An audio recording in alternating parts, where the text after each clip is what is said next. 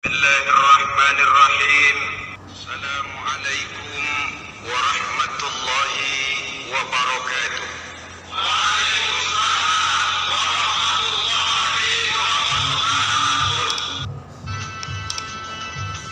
بسم الله والحمد لله والصلاة والسلام على سيدنا رسول الله وعلى آله وصحبه ومن والاه. La haula wa la quwwata illa billah, amma ba'd. Saudara-saudara kaum muslimin yang berbahagia, di dalam kehidupan ini kita senantiasa mengambil iktibar, contoh dan teladan dari orang-orang sebelum kita. Itu sebabnya kepada baginda Nabi kita Muhammad sallallahu alaihi wasallam Allah Subhanahu wa taala menjelaskan cerita para nabi sebelum beliau dalam ayat summa naqussu 'alaika min amba'ir rusuli ma nusabbitu bihi fuadak. Demikianlah kami ceritakan kepadamu wahai Muhammad sebagian dari kisah para rasul-rasul sebelum kamu yang dengan itu akan memperkuat hatimu, meneguhkan keyakinanmu dan memantapkan pendirianmu. Inilah manfaatnya belajar dari sejarah. Jadi jangankan kita, baginda Nabi sendiri pun oleh Allah Subhanahu wa taala diceritakan sejarah para nabi sebelum beliau yang dimusuhi oleh umatnya, yang dicaci maki oleh kaumnya, yang terusir dari kampung halamannya, bahkan sampai ada yang terbunuh oleh umatnya. Itu seluruhnya merupakan iktibar manusabbitu bihi fuadak, untuk memantapkan langkahmu, meneguhkan keyakinanmu dan menguatkan pendirianmu menghadapi perjuangan ini. Sehubungan dengan itu, pada pertemuan kali ini Al-Fakir ingin menyampaikan satu cuplikan kecil dari kehidupan seorang sahabat utama baginda Nabi, yaitu Sayyidina Umar ibn al-Khattab radhiyallahu anhu. Beliau adalah Umar bin Khattab bin Nufail bin Abdul Uzza dari suku Quraisy golongan Bani Adi. Perawakannya tinggi, kekar dan gagah, melambangkan sifatnya yang pemberani, tegas dan tidak pernah kenal takut kepada siapapun. Sebelum mendapat hidayah, Umar bin Khattab termasuk orang yang berdiri di barisan orang-orang yang memusuhi umat Islam. Ia terperangkap dalam tradisi jahiliyah, di mana gemar berperang dan bermabuk-mabukan juga merupakan hal-hal yang pernah dilaksanakan dalam kehidupannya sebelum beliau masuk ke dalam agama Islam. Oleh karena itu, dalam kehidupan beragama, hidayah merupakan sesuatu yang penting. Bagaimanapun banyaknya dosa dan kesalahan yang telah dilakukan oleh seseorang, tidak seharusnya menyebabkan ia putus asa dari rahmah Allah. Sebaliknya, bagaimanapun banyak kebajikan dan kebaikan yang sudah dikerjakannya, tidak perlu membuat dia besar hati, puas, bangga, apalagi menjadi lalai karenanya. Sebab kita belum tahu akan bagaimana ujung perjalanan dari kehidupan kita ini. Saudara-saudara, kisahnya pun masuk Islam merupakan peristiwa yang menarik. Pada satu hari, dengan pedang terhunus, Umar bin Khattab menuju Darul Arqam, tempat di mana baginda Nabi biasa berkumpul dengan para sahabat. Melihat mukanya yang beringas, matanya yang nanar, orang sudah menyangka dan mengerti ini tentu akan terjadi pembunuhan. Dalam perjalanan menuju Darul Arqam,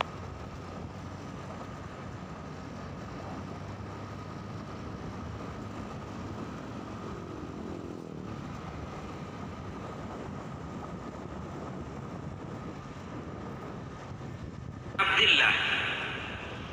Nu'aim bertanya, ya Umar, mau kemana ente? Mau membunuh itu, si murtad itu kan. Si murtad yang mana? Yang mana lagi? Itu yang memecah belah kita, yang menghina berhala-berhala kita, yang menjelek-jelekkan nenek moyang dan keturunan kita. Siapa lagi kalau bukan Muhammad? Kata Nu'aim, Umar, enggak salah. Tidak salah lagi. Salah Umar. Salah kenapa? Apa kamu enggak malu? Kamu mau pergi membunuh Muhammad, sementara adikmu sendiri Fatimah, dia sudah termasuk salah seorang pengikut Muhammad. Mendengar ini, muka yang memang tadinya sudah marah dan merah, tambah jadi kelabu. Bukan main mangkelnya Umar bin Khattab. Orang lain dia musuhi, orang lain dia kejar-kejar. Ini malah adiknya sendiri menjadi pengikut dari baginda Nabi. Tidak jadi menuju Darul Arqam, dia berangkat ke rumah adiknya Fatimah. Adapun di rumah Fatimah sedang berkumpul Fatimah, suaminya Sa'id bin Zaid, dan seorang sahabat Habbab ibnul Arad. Mereka sedang membaca Quran. Waktu itu Quran belum lagi dijilid macam sekarang, jadi masih merupakan suhuf atau lembaran-lembaran tercecer saja. Ketuk pintu, ya tentu tidak assalamualaikum karena dia belum Islam. Tok, tok, tok. Siapa di luar? Umar. Mendengar suaranya saja, ini sahabat yang namanya Habbab ibnul Arad sudah lari ke belakang pintu. Sambil komat kamit baca doa mohon diselamatkan oleh Allah. Adapun Fatimah yang sedang memegang suhuf, lembaran tulisan Quran itu, menyembunyikan suhuf itu di belakang bajunya. Umar masuk. Fatimah, saya bang. Apa benar berita yang saya dengar? Berita apa itu bang? Bahwa kau sudah masuk Islam. Bang, andai kata Muhammad memang benar, bagaimana?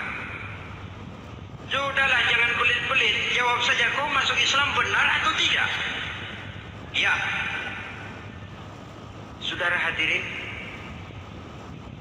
begitu dikatakan iya, tangannya langsung melayang, menampar muka adiknya ini, sehingga mengalir darah dari hidungnya. Suaminya Sa'id bin Zaid yang mencoba melindungi istrinya, dipegang lehernya, dibanting, diduduki dadanya. Oh, ini jawara ini.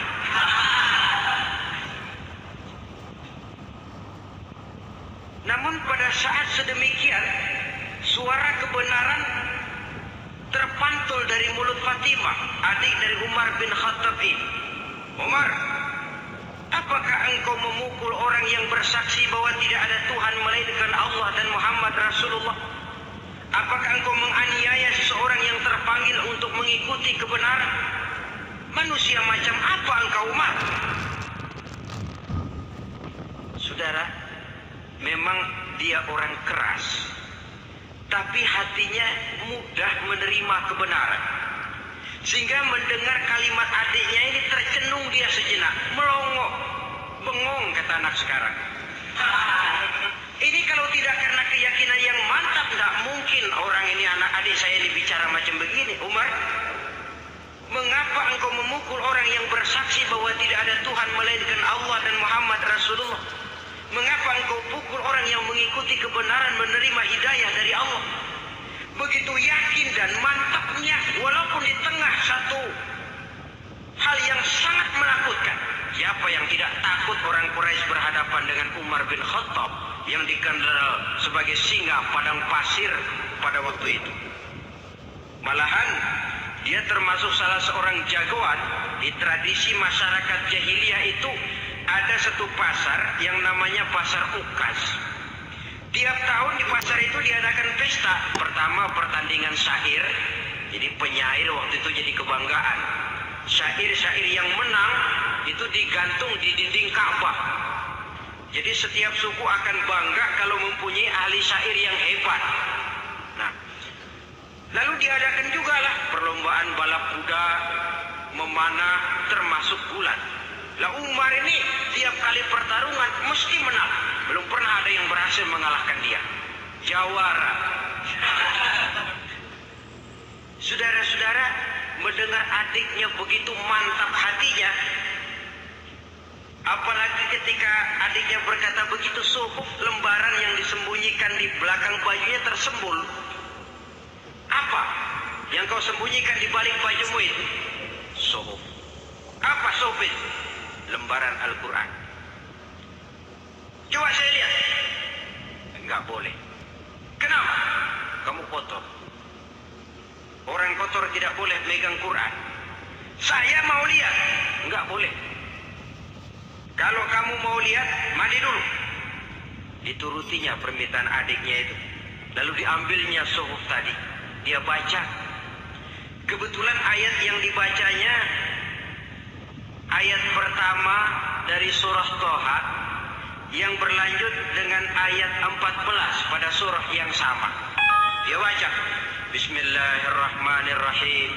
Toha ma anzalna ilaikal Qur'ana litashqa illa tazkiratan liman yakhsha. Toha, tidaklah aku turunkan Al-Quran ini untuk membuat sukar manusia, melainkan merupakan pengingat bagi orang-orang yang takut kepada Allah. Lalu pada ayat ke-14, Innani anallahu la ilaha illa ana fa'budni. Sesungguhnya akulah Allah, tidak ada Tuhan melainkan aku, maka hendaknya hanya kepadakulah kamu menyembah. Wa aqimis sholata li dzikri, dirikanlah salat untuk mengingat aku. Inna sa'ata atiyatun akadu ukhfiha litujza kullu nafsin ma tas'a. Sesungguhnya kiamat itu pasti akan datang, yang sengaja waktunya kami tidak beritahukan kepada kamu semua, untuk kami balas segala setiap orang tentang apa saja yang telah mereka lakukan dalam kehidupan di dunia ini. Setelah membaca ayat ini, gemetar tangannya. Ah, ini sih nggak main-main ini. Ini belum pernah saya baca ajaran semacam ini. Tidak patut orang yang mempunyai kitab suci semacam ini dimusuhi. Ini sesuatu yang benar, tergetar jiwanya. Hei, Fatimah, Muhammad di mana Muhammad? Saya tidak akan memberitahu kepada kamu. Di mana? Saya tidak akan memberitahu. Lebih baik kau bunuh saya kalau memang maksudmu mau mencelakakan Muhammad. Sama sekali saya tidak akan mencelakakan dia, Fatimah. Kasih tahu saja, di mana dia? Darul Arqam. Bergegas dia menuju Darul Arqam. Di dalam Nabi memang sedang kumpul dengan para sahabat.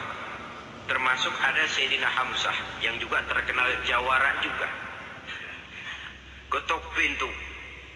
Ketuk pintu. Siapa di luar? Umar. Di dalam ini geger sebagian sahabat. Umar datang ini pasti bencana.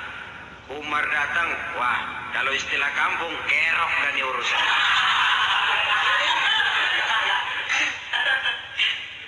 Tapi baginda Nabi menenangkan mereka. Tenang, mudah-mudahan ada hikmahnya. Sayyidina Hamzah tampil, bukakan dia pintu. Kalau niatnya baik, kita terima. Kalau niatnya tidak baik, saya paling depan. Dibukakan pintu. Begitu dibukakan pintu, Umar masuk merangkul baginda Nabi, kemudian dengan tersendat, Asyhadu an la ilaha illallah wa asyhadu annaka ya Muhammad Rasulullah. Saya bersaksi tidak ada Tuhan melainkan Allah, dan saya bersaksi bahwa engkau hai Muhammad adalah utusan Allah. Sahabat takbir semua, Allahu Akbar, Allahu Akbar. Kegembiraan meliputi suasana ketika itu. Kenapa? Karena sebelumnya dikala Umar belum masuk Islam, dia merupakan ganjalan yang paling dikhawatirkan oleh umat Islam. Setelah dia masuk Islam, jelas merupakan suatu keuntungan yang sangat besar. Dan dia tertarik kepada Islam bukan karena bujuk rayu orang, tidak karena diberikan harta, tidak karena diiming-iming oleh kedudukan tinggi, tapi karena kebenaran. Hidayah menembus hatinya melalui wasilah ayat dalam surah Thaha yang dibacanya melalui suhuf yang dipegang oleh adiknya tadi. Sejak saat itu berubah 180 derajat Umar bin Khattab radhiyallahu anhu. Tetapi tetap dengan sifatnya keras, tegas, dan tidak pernah kenal takut kepada siapapun. Cuma kalau sebelum Islam, dia kerasnya kepada Islam. Setelah dia masuk Islam, muter arah. Kepada siapapun yang memusuhi Islam, dia bersikap keras, tegas, dan tidak pernah kenal takut. Bahkan setelah beliau masuk Islam, satu hari ketika di Darul Arqam kumpul-kumpul, waktu itu Nabi belum berdakwah secara terbuka karena pengikut masih sedikit. Sayyidina Umar usul, "Ya Rasul, ada apa Umar? Alasna 'alal haq fi mamatina wa mahyana." Ya Rasul, bukankah kita ini berdiri di atas sesuatu yang benar? Bukankah mati kita, hidup kita untuk melaksanakan sesuatu yang benar? Bala ya Umar, betul Umar. Wallazi nafsi biyadihi innakum la'alal haq in muttum wa in hayyitum. Demi Allah Umar, kata Nabi, sesungguhnya kamu dan kita semua berdiri di atas kebenaran, hidup ataupun mati. Setelah mendapat jawaban begini, Umar masuk kepada tujuan pembicaraannya. Izan ya Rasul, fa fimal ihtifal. Kalau memang begitu ya Rasul, kalau memang kita yakin kita berdiri di atas kebenaran, kita hidup karena kebenaran, kita mati pun memperjuangkan kebenaran, fa fimal ihtifal. Kenapa mesti ngumpet-ngumpet? Kenapa harus sembunyi-sembunyi? Wallazi ba'asaka bil haqq, demi Allah ya Rasul, la takhrujanna wa la nakhrujanna ma'ak. Tuhan harus keluar menyampaikan Islam ini secara terbuka, dan kami akan mendampingi Tuhan dengan segenap jiwa dan raga. Sekali masuk Islam gak tanggung-tanggung. Yang kayak begini ini yang kita perlukan sekarang ini. Begitu masuk Islam gak tanggung, seluruhnya jiwa dan raganya masuk Islam. Beliau yang pertama kali mengajukan ide, kenapa harus dakwah sembunyi ya Rasul? Wong kita berdiri di atas kebenaran, memperjuangkan sesuatu yang hak. Kalau kita mati, kita pun mati membela kebenaran. Kenapa mesti fafimal ikhtifaq? Kenapa harus sembunyi-sembunyi? Mulai sekarang mari keluar ya Rasul, saya akan dampingi Tuhan, nyawa taruhannya. Saudara hadirin yang saya hormati, selalu dia tempat-tempat yang pernah dia melaksanakan maksiat sebelum dia Islam, selalu dia kunjungi sampai dia berkata, tidak ada tempat yang pernah saya melakukan kesalahan sebelum saya Islam yang harus saya tutupi dengan kebajikan setelah saya Islam sekarang ini. Bahkan ada satu riwayat menjelaskan beliau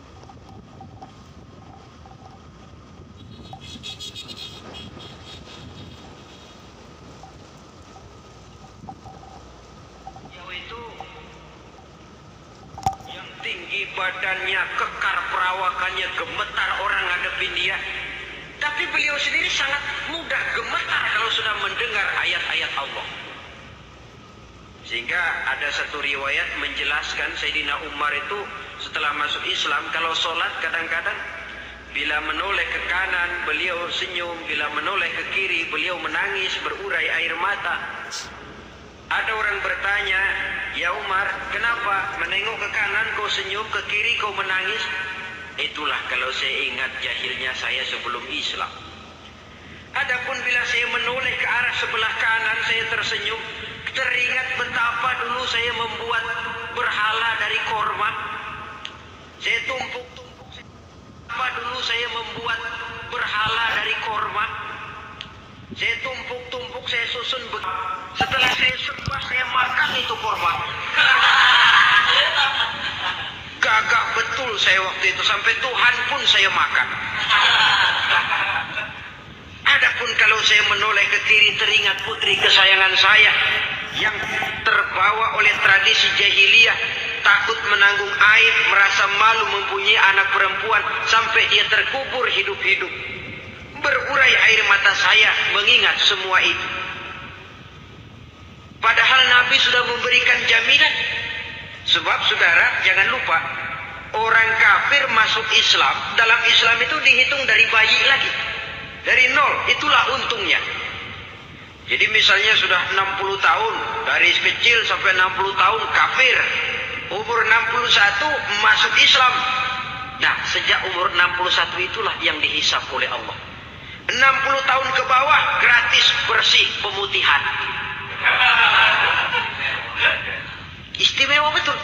Tapi jangan lalu diniatin, gua kafir aja. Nanti sudah tua-tua mau giliran mati baru Islam. Nah, itu diniatin lain. Ini yang karena faktor hidayah, saudara-saudara. Nah, cintanya kepada baginda Nabi luar biasa. Dalam setiap pertempuran beliau selalu di front terdepan. Bahkan demikian cintanya sampai ketika hari di mana baginda Nabi wafat, saudara-saudara. Disampaikan berita wafat Nabi kepada Umar ini. Ya Umar, baginda Nabi sudah wafat. Kamu ngomong apa? Baginda Nabi sudah wafat. Bukan sedih, nyabut pedang, keluar matanya melotot. Siapa yang bilang Muhammad mati, saya tabas batang lehernya. Begitu cintanya beliau kepada baginda Nabi, sampai-sampai nggak menerima kalau Nabi wafat. Taruhlah nggak bisa mati bersamaan, bolehlah mati beriring-iring saja barangkali maksudnya. Saudara-saudara, cabut pedang, kelayaban kemana-mana. Ayo, siapa ngomong Muhammad mati, saya tabas batang lehernya. Sampai bertemu dengan Sayyidina Umar, Sayyidina Abu Bakar. Di tempat orang banyak, Sayyidina Abu Bakar yang bijaksana ini pidato. Ayuhan nas, man kana ya'budu Muhammadan, fa inna Muhammadan qad mata. Wa man kana ya'budu Allah, fa inna Allah hayyun la yamut. Wahai manusia, barang siapa yang menyembah Muhammad, maka Muhammad sudah mati. Tetapi barang siapa yang menyembah Allah, Allah akan hidup selamanya dan tidak akan pernah mati. Mendengar pidato ini, Sayyidina Umar sadar bahwa sebenarnya yang tidak bisa mati itu cuma Allah. Bagaimanapun agungnya baginda Nabi, besarnya baginda Nabi, tinggi akhlak budi pekertinya Nabi, cintanya beliau kepada Nabi, toh Nabi manusia dan manusia harus mati. Kemudian dibacakan surah Ali Imran ayat 144. Wa ma Muhammadun illa rasul qad khalat min qablihi rusul afa immata aw qutila qalabtum ala aqabikum. Muhammad tidak lain daripada manusia, telah datang kepadanya rasul. Apakah jika ia mati engkau kembali menjadi murtad atau mundur ke belakang? Mendengar ayat ini dibacakan, Sayyidina Umar sadar, berurai air matanya, menangis dalam kesedihannya. Ini cintanya yang demikian tinggi kepada baginda Rasulullah Sallallahu Alaihi Wasallam. Begitulah seluruh kesalahan yang dia lakukan pada saat sebelum dia masuk Islam, berusaha dia tutupi dan dia tebus dengan segala kebaikan, pengabdian, perbuatan soleh setelah dia masuk Islam. Sehingga diajarkan oleh baginda Nabi, ittaqillaha haitsu ma kunta wa atbi'i sayyi'atal hasanata tamhuha wa khaliqin nasa bi khuluqin hasanin. Bertakwalah kamu kepada Allah, kata Nabi, dimanapun saja kamu berada. Jadi takwa tidak kenal tempat. Dimanapun saja kamu berada, bertakwalah kepada Allah. Di rumah takwa, di pasar takwa, di kantor takwa, di tengah orang banyak takwa, pada waktu sendirian takwa. Ittaqillaha haitsu ma kunta. Bertakwalah kau kepada Allah dimanapun saja kamu berada. Jangan takwa pakai tempat. Di masjid takwa, di kantor nyolong. Itu tidak haitsu makunta yang diajarkan oleh Nabi. Dimanapun kamu berada, bertakwalah kepada Allah. Wa atbi'i sayyi'atal hasanah tamhuha, dan iringi perbuatanmu yang salah dengan kebaikan.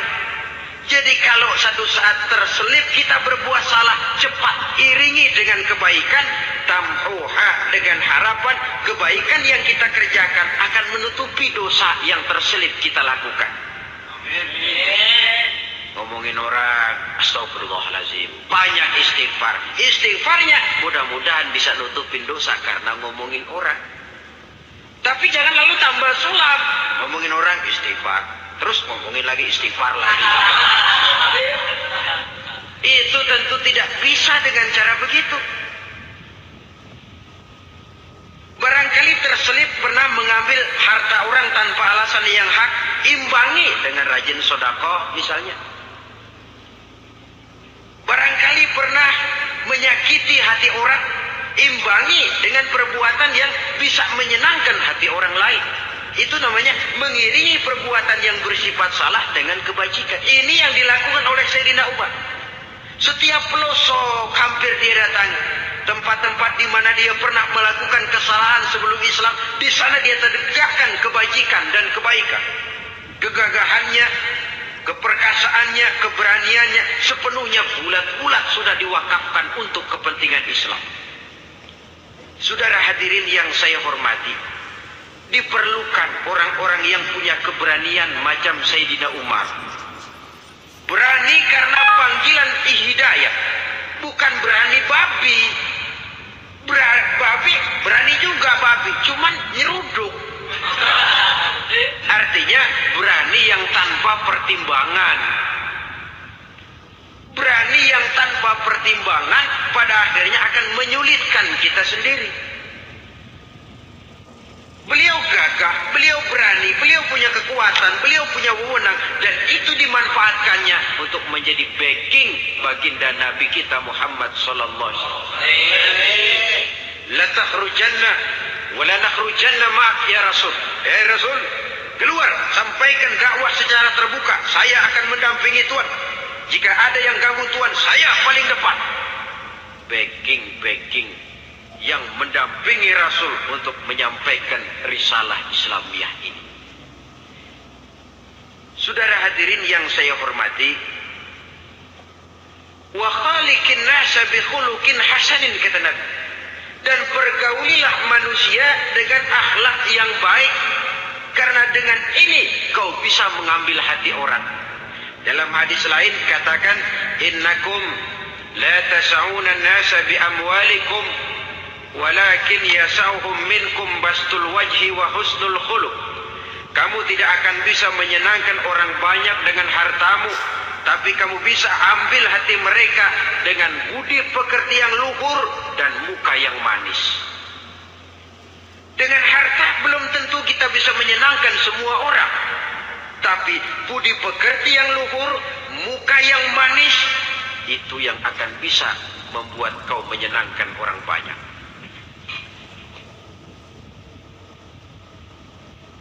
Setelah baginda Rasul wafat,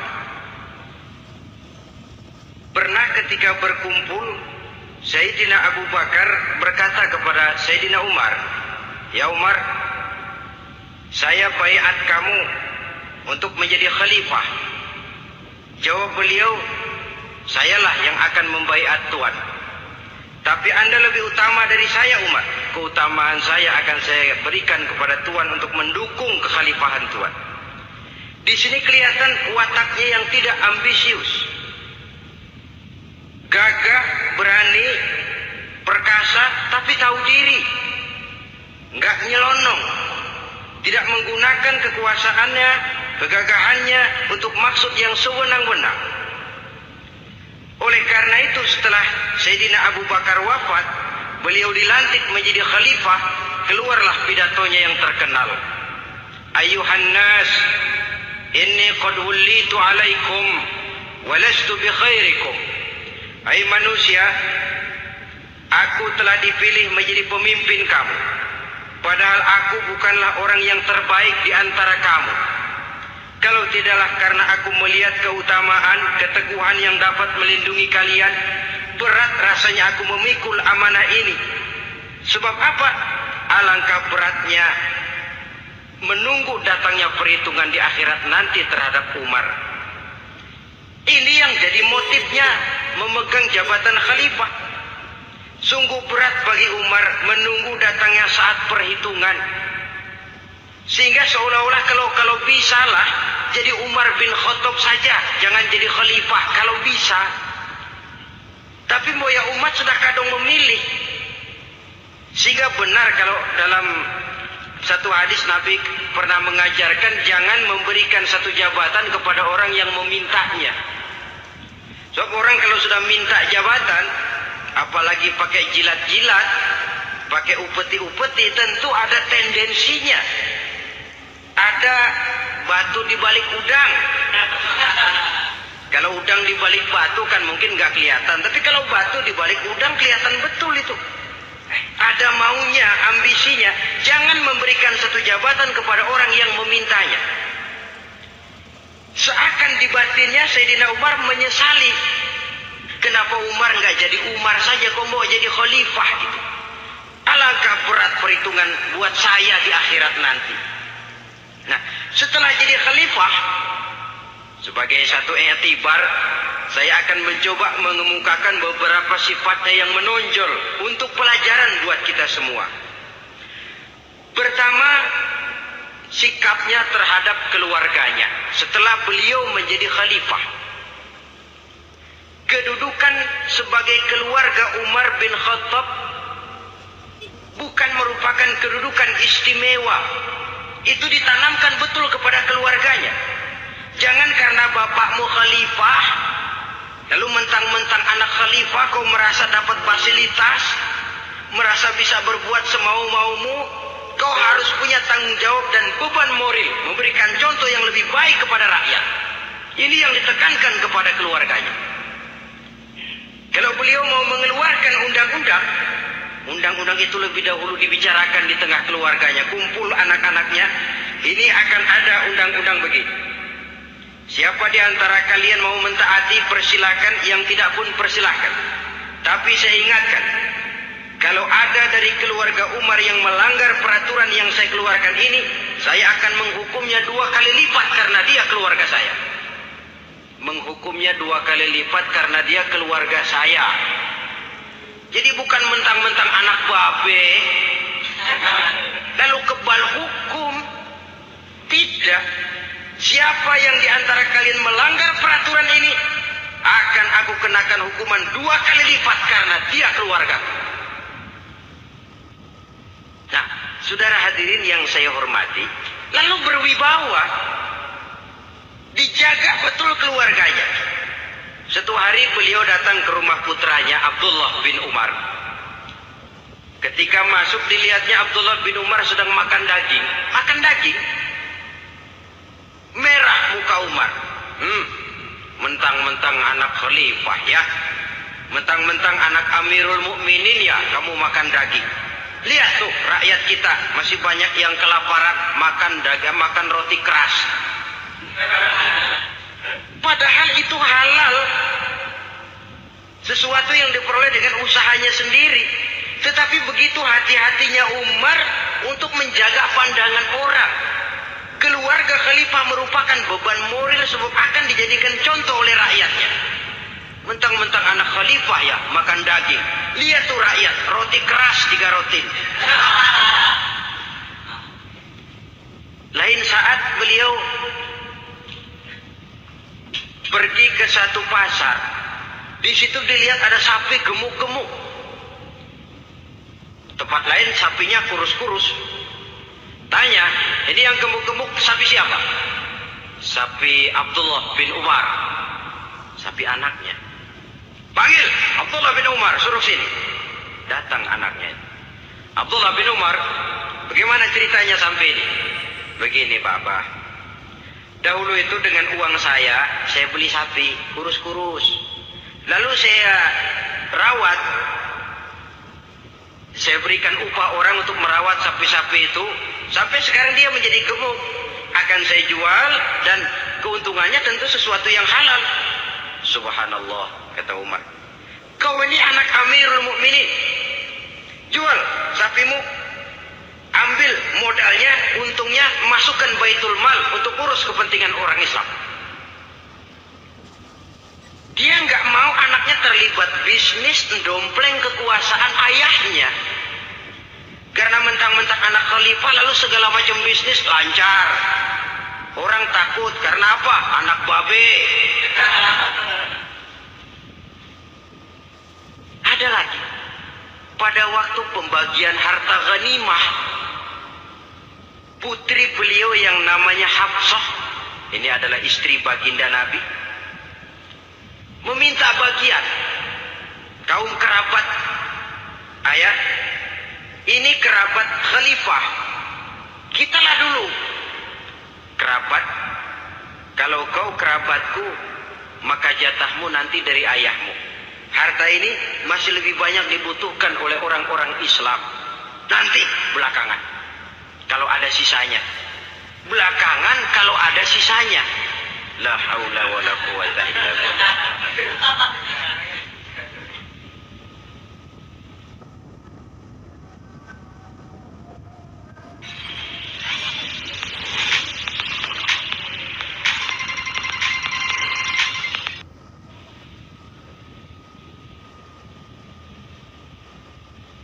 Saudara hadirin, itu terhadap keluarganya. Kemudian apa sifat-sifat yang menonjol dari kepemimpinannya? Pertama, kesederhanaannya. Beliaulah satu-satunya khalifah, Amirul Mukminin, setingkat presiden kalau sekarang, yang punya jubah cuma 2 dan 1 pun punya anaknya. Tambelan lagi. Pernah sholat Jumat terlambat. Beliau naik mimbar untuk khutbah, sebelumnya minta maaf dulu. Saudara-saudara, maaf saya terlambat nungguin baju kering. Seorang khalifah nungguin baju kering. Sederhana dalam kehidupannya. Terima kasih banyak atas segala perhatian. Mohon maaf atas segala kekurangan. Usikum wa nafsi bitaqwallah. Wassalamualaikum warahmatullahi wabarakatuh.